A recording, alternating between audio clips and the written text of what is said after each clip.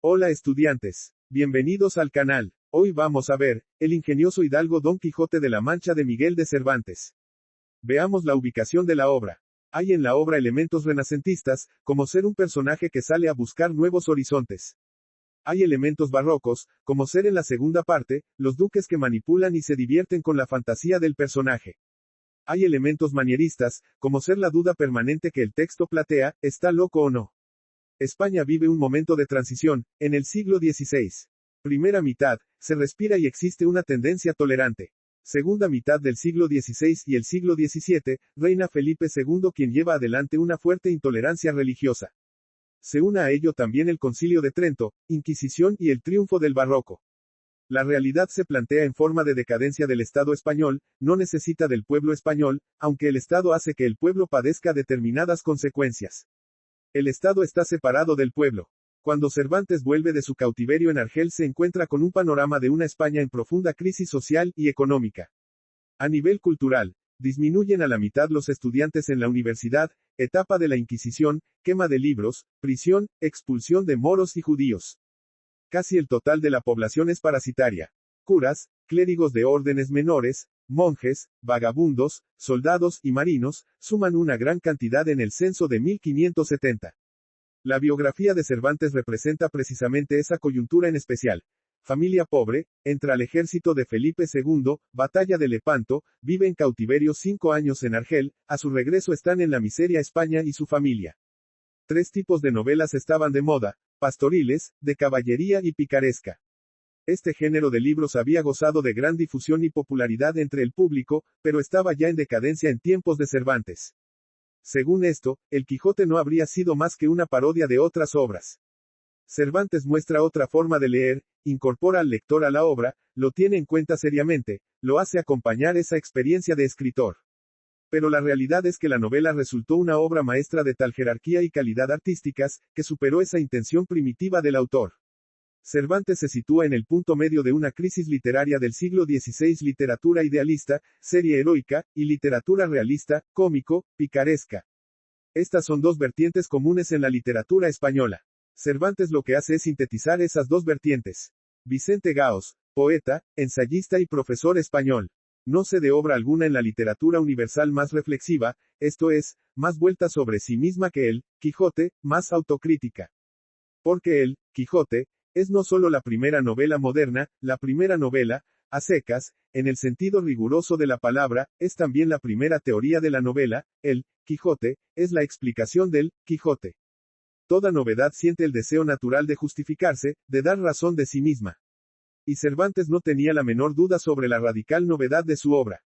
Sabía que había inventado nada menos que un nuevo género literario. Género. Inició un género pero con características peculiares que no se van a volver a dar.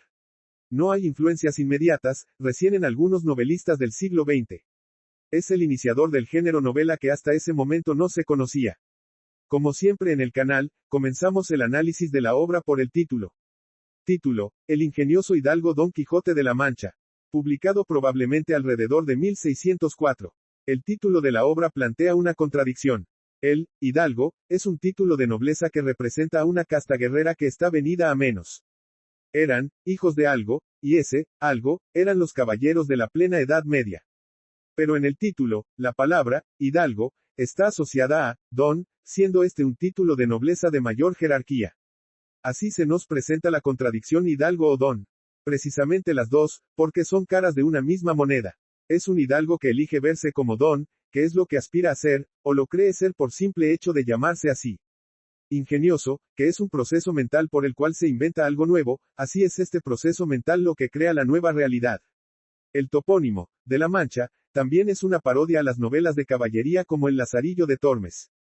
Todo el proceso del personaje será así, parte de una realidad y elige verla de una manera diferente, por eso no podemos asegurar tan fácilmente que esté loco.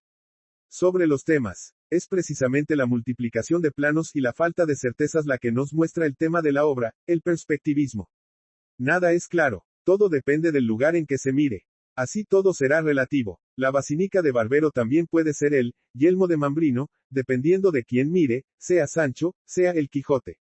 Así cualquier situación que se plantea puede ser vista de diferentes formas, dependiendo de quién las lea. Esa es la clave de la obra. La venta puede ser castillo, las prostitutas, doñas, y los molinos, gigantes. Es la mirada la que da significado a lo que se ve. Y eso nos puede parecer loco, pero también es profundamente humano. La mayor parte de las veces necesitamos dar significados diferentes a las cosas para sobrellevar la frustración o la mediocridad de lo cotidiano. Veamos a grandes rasgos, sobre Don Quijote de la Mancha. La estructura de la obra y resumen de los hechos. La obra consta de 2 tomos. El ingenioso hidalgo Don Quijote de la Mancha, 1605, durante su encarcelamiento en Argel. Segunda parte del ingenioso caballero Don Quijote de la Mancha, 1615. Posteriormente, la obra ha pasado a conocerse como Don Quijote de la Mancha, en un solo tomo, dividido en 2 partes que coinciden con los tomos anteriormente mencionados. Primer tomo. Primera parte, capítulos 1 a 8. Esta primera parte se divide en 52 capítulos, divididos a su vez en 4 partes. Primera parte, capítulos 1 a 8, presentación del personaje principal, Alonso Quijano. El autor nos presenta un cincuentón con el juicio algo distraído por las lecturas de caballerías y con la intención de armarse caballero y salir en busca de aventuras. En su primera salida se suceden 3 aventuras. Es armado caballero, defiende a Andresillo del maltrato de su amo y proclama la belleza de Dulcinea ante los mercaderes toledanos. Un vecino lo encuentra y lo lleva de regreso a su casa, donde se producirá el escrutinio de su biblioteca por parte del cura y del barbero. En esta primera parte, también, se inicia la segunda salida acompañado de Sancho Panza. Segunda parte, capítulos 9 a 14. El narrador dice haber encontrado un manuscrito de Cide Hamete y su intención de continuar esa historia. En esta segunda parte se retoma el combate entre Don Quijote y el vizcaíno. También podemos leer la historia intercala de Marcela y Grisóstomo. Tercera parte, capítulos 15 a 27. Episodio de los Yangüeses. Don Quijote llega a la venta de Juan Palomeque. Aparece otra historia intercalada, la de Cardenio. Y finalmente, aparecen el cura y el barbero con intención de llevar a Don Quijote de vuelta a casa. Cuarta parte, capítulos 28 a 52. Dorotea finge ser la princesa de Micomicona para sacar a Don Quijote de Sierra Morena. Se produce la lectura de El curioso impertinente. También podemos leer el fin de la historia de Cardenio. El autor introduce otra historia intercalada y consiguen llevar a Don Quijote a la aldea. Segundo tomo. Esta segunda parte de El Quijote consta de un prólogo y 74 capítulos, todo el libro gira en torno a la tercera y última salida. Esta segunda parte se escribió 10 años después, en 1615. Hay muchas incógnitas acerca de por qué Cervantes tardó 10 años en volver a escribir la obra. Algunos creen que Avellaneda con su Quijote apócrifo tuvo algo que ver, ya que esta obra se publicó en 1614. Pero es posible que Cervantes hiciera bastante tiempo que ya trabajaba en su obra y este hecho le hiciera acelerar la finalización del libro. Dio muerte a su personaje principal, cerrando así cualquier posibilidad de continuación y haciendo más humano, si es posible, a Don Quijote. A diferencia de la primera parte, en esta, Cervantes ha planificado la obra desde el principio y anuncia el final. El bachiller Sansón Carrasco, convertido también en caballero andante, tendrá como objetivo persuadir a Don Quijote de que una vez derrotado en sus aventuras cumplirá la penitencia de un año de retiro. Será el caballero de la Blanca Luna quien derrote a Don Quijote, y conseguirá así que el protagonista vuelva a su casa.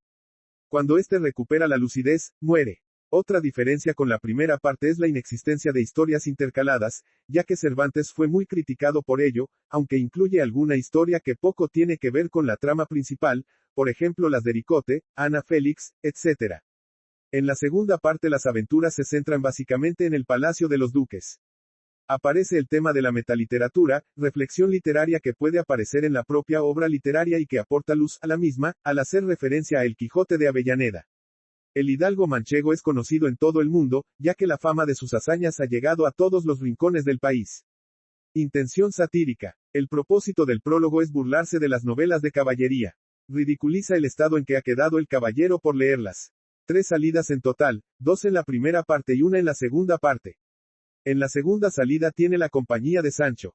Menéndez y Pelayo sostiene que los relatos episódicos, novela pastoril y novela de estilo psicológico, se relacionan directamente con la historia del Quijote. En la segunda parte, posterior al Quijote apócrifo, parece más consciente de la dificultad de vencer al mundo y es envuelto por el engaño. En esta parte el caballero es vencido, porque no se pudo adaptar a un mundo que está cambiando y el mundo le está pasando por arriba. Si te está gustando el video, dale un like, y suscríbete al canal. Me ayudarías mucho. La obra comienza con un prólogo. Estamos ante la presencia del estilo barroco. Desocupado lector, apelar al espectador o al lector para involucrarlo en la obra. Recordemos el asesinato de Marcías a manos de Apolo, donde el sátiro Marcías mira al espectador del cuadro para que lo ayude. Ruptura con el desocupado lector. El lector solo está para leer. Desocupado, ya que no tiene otra cosa que hacer que leer este libro. Desafía al lector. Puede ser pensado como, ya que nada tienes que hacer. No ha habido lectura hasta el momento. Aparece el tópico de la falsa modestia, hay una ironía y una captatio benevolentiae, lector carísimo. Carísimo, superlativo, engrandecimiento de la figura del lector. El lector lo que hace es completar la obra, la juzga. Vulgo, tema de la época, en el sentido del pueblo, o lector masivo era visto de mala manera, de poca formación y por lo tanto vulgo es despreciable. Cervantes da a ese lector la última palabra. Cervantes está creando en este prólogo a un lector libre pensador, alejado de ese vulgo. Logra captar la atención por un objeto contrario, por la rareza. Cárcel, varias interpretaciones. 1. Cárcel real, no solo en Argel, sino en su propia tierra. La habría concebido en la cárcel. 2. No sería tal, puede ser simbólica, el mundo y sus condicionantes. Esta idea de la cárcel se desarrolla y con ella llegamos a la conclusión de que ella impide el encuentro del individuo con su propia fuerza creadora. No hay condiciones adecuadas para que ese talento se exteriorice. Es difícil crear en esa situación. Propio proceso creador. La cárcel es lo opuesto a la libertad de pensamiento, sentirse preso también en determinados modelos de escritura. Triste ruido, aquello que viene como mensaje del mundo exterior pero penetra en el mundo interior y no le permite crear, ser original.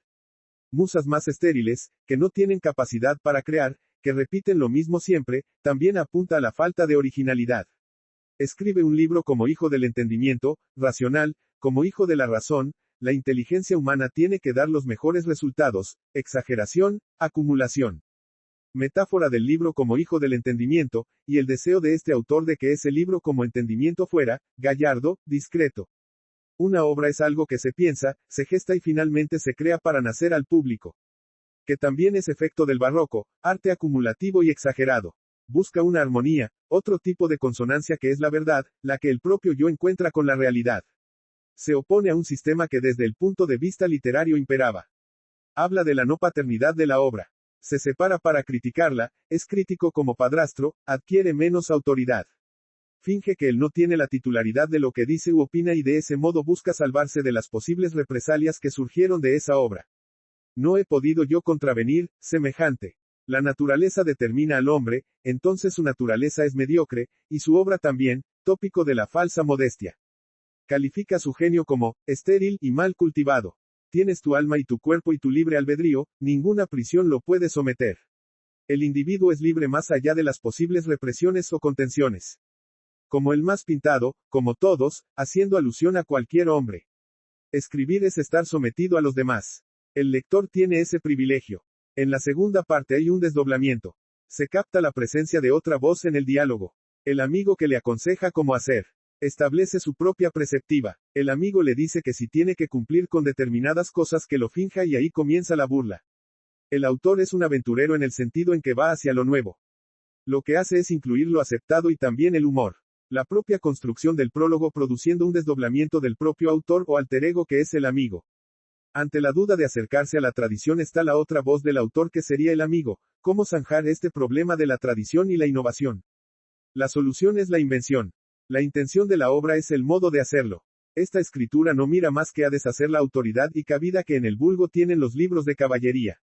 Busca erradicar el gusto. Lo mismo sucede con el Lazarillo de Tormes. La obra debe deleitar desde la tradición clásica. El fin es que cada uno encuentre lo que busca en la obra. Máquina mal fundada de estos caballerescos libros, hace alusión a la reproducción en serie en oposición a la invención. Está anunciada la intención de derribar a las novelas de caballerías y a esa costumbre. Establecer otro tipo de lectura y para eso debe tener en cuenta las lecturas anteriores, material de lectura. Se tiene que valer de la imitación y la parodia como procedimiento. Las novelas de caballería serían el paradigma existente que intenta derribar con esta obra. Hace un juicio sobre su propia novela, es crítico y teoriza. Luego tiene en cuenta al receptor.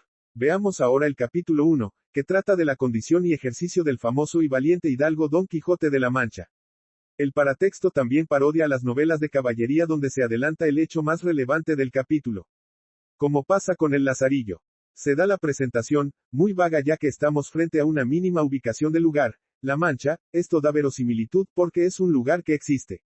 Desde aquí se aleja de las novelas de caballería en las cuales los lugares eran inventados. A la vez en vago porque no se especifica detenidamente qué es y dónde queda aquel lugar de La Mancha. Esta presentación carece asimismo de ubicación temporal. Vivía un hidalgo, este es el título más bajo de la nobleza, hombres con este título había muchos. Este hidalgo es uno más entre tantos, de los de generaliza, con ello podemos ver que no tenía importancia dentro de la sociedad. Un exponente típico de los hidalgos rurales con pocos medios de fortuna, por debajo del estamento de los caballeros. Describe asimismo los elementos que lo acompañan. Lanza en astillero, sin uso, colgada en un perchero, olvidada. Adarga antigua, escudo también que recuerda otra época, un pasado caballeresco.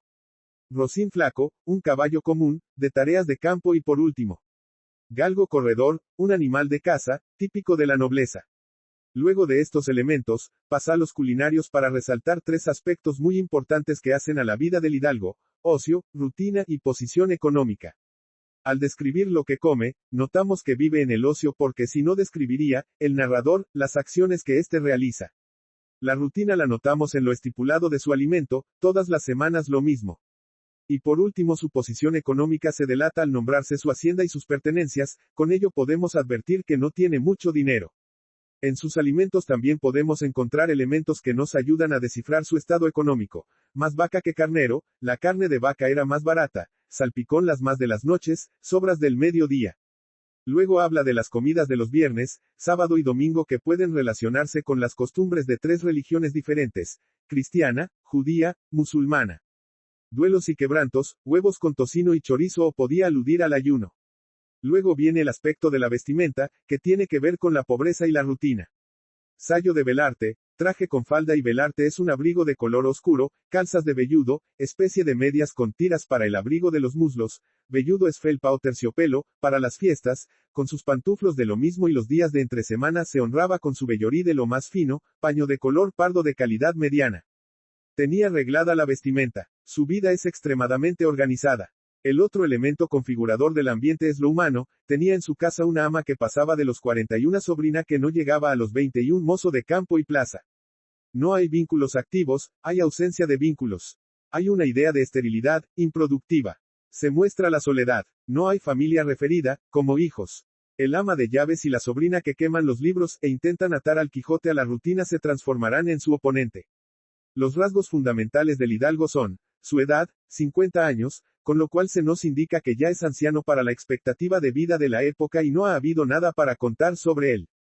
Seco de carnes, enjuto de rostro, complexión recia, extremadamente delgado, de cara estrecha y de postura firme.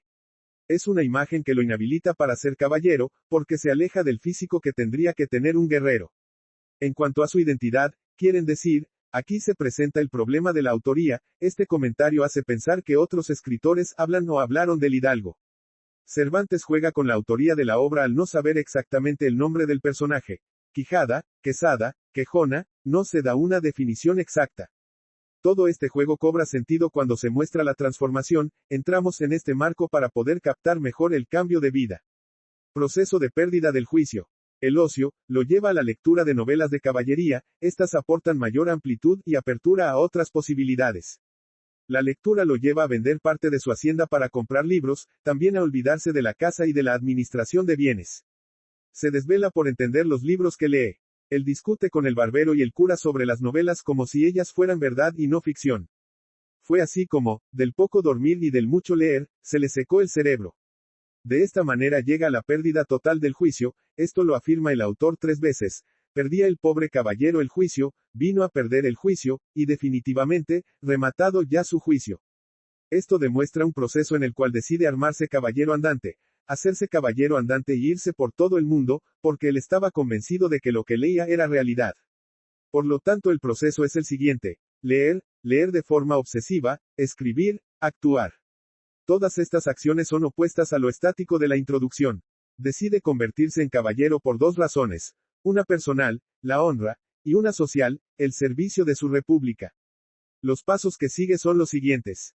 1. Toma las armas de sus bisabuelos, las cuales permanecían hacía, luego siglos, abandonadas, utiliza una hipérbole para demostrar la no utilidad de las mismas. Se da cuenta de que no tiene celada y sin ella no puede ser caballero, realiza una con sus propias manos, al probarla rompe la celada.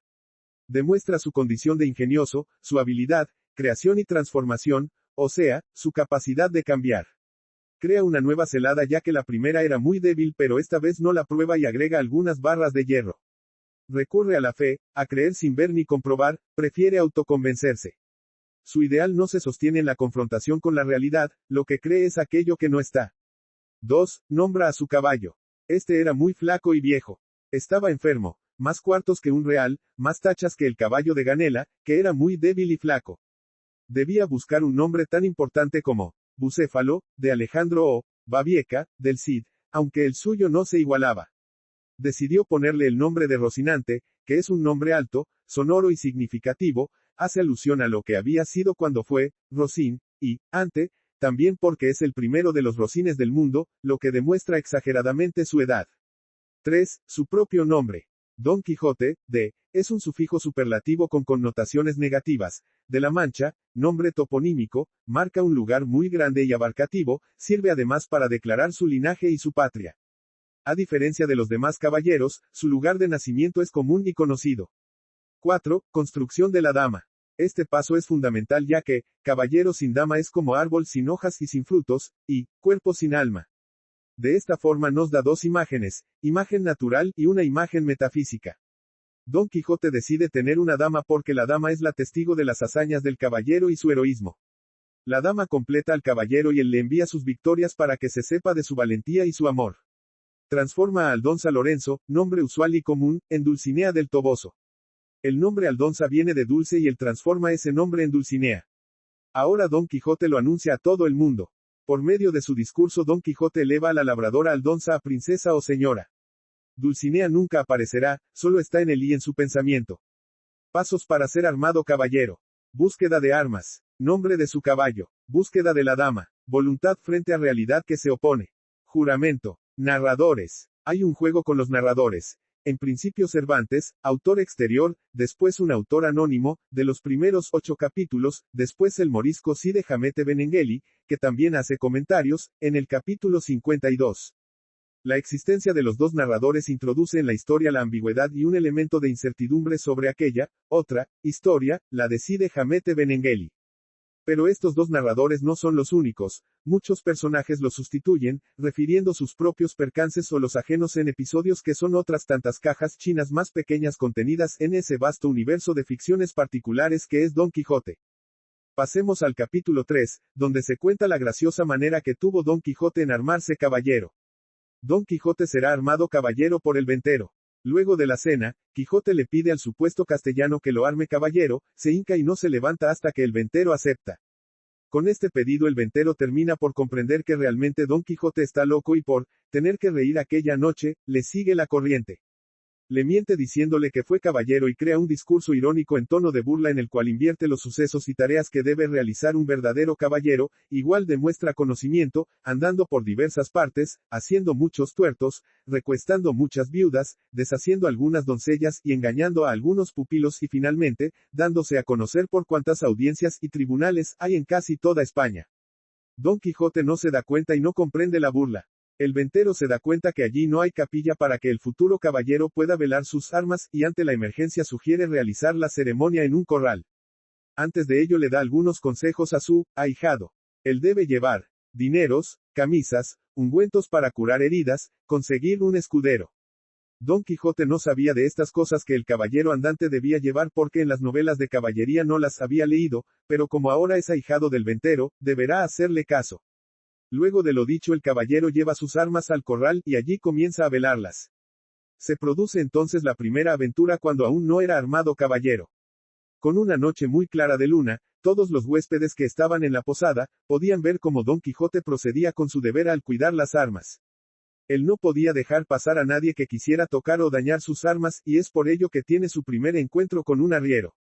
Este va a buscar agua y no respetando las palabras de Quijote, quita las armas de la pila y las tira lejos.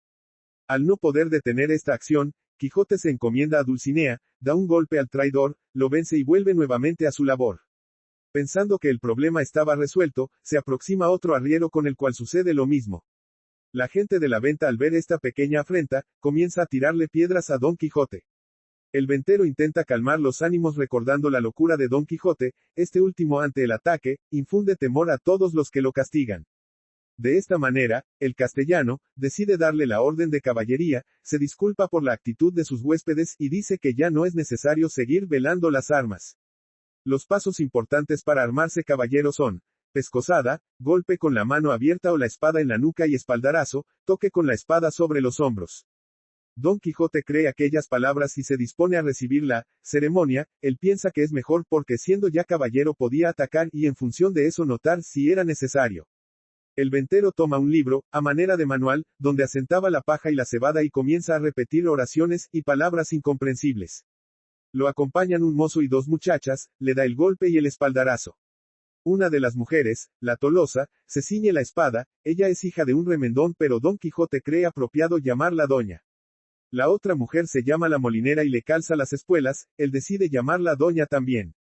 Podemos ver el juego barroco del ser y parecer donde Don Quijote altera la realidad a sus necesidades. Mientras que los que lo rodean son conscientes de la realidad en la que viven y por eso se burlan de él.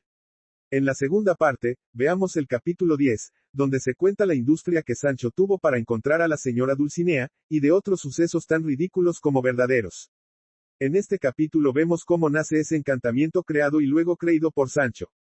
En este capítulo tenemos dos puntos importantes que destacar: el soliloquio de Sancho y el encuentro con las aldeanas, donde se produce el supuesto encantamiento de Dulcinea. Luego de acomodarse en una floresta, Don Quijote envía a Sancho nuevamente al pueblo a buscar noticias de su señora. Ambos, caballero y escudero, quedan pensativos. Sepamos ahora, Sancho hermano, ¿a dónde va vuesa merced? Sancho habla consigo mismo, se pregunta y responde. Una vez lejos de su amo, Sancho se sienta a reflexionar sobre la posible solución de su problema y como no sabe pensar si no es hablando, ni sabe hablar ensimismado y consigo mismo, pronuncia un soliloquio. ¿No es acaso una ocurrencia diabólica la de hacer creer a Don Quijote que la primera labradora que por allí pasare en la señora Dulcinea? Sancho piensa insistir, jurar y porfiar hasta que el caballero se convenza de que, algún mal encantador de esos que él dice que le quieren mal la habrá mudado la figura, para hacerle mal y daño. Sancho pretende desempeñar, exagerada y grotescamente, el papel de Don Quijote y parodiando su lenguaje habla a las aldeanas. Vemos por tanto a un Sancho reflexivo que necesita encontrar una solución y una respuesta a la misión encomendada. Se produce así un desdoblamiento del personaje, algo muy diferente a lo sucedido hasta ahora. ¿Hacia dónde va? ¿A dónde lo conduce todo esto? Las preguntas aluden al orden de sus cosas o su realidad posible. Tiene cierta impotencia y bronca, por lo que es y lo que tiene que hacer. Analiza y pasa por el conocimiento cada una de las acciones a realizar. Trae a su mente toda su experiencia con Don Quijote y recuerda cómo funciona mentalmente su amo. A partir de ello es que él debe pensar y actuar. ¿A dónde? En la ciudad del Toboso y bien, ¿y de parte de quién la vais a buscar? Él sabe que lo que debe hacer es muy difícil pero no puede evitar la situación.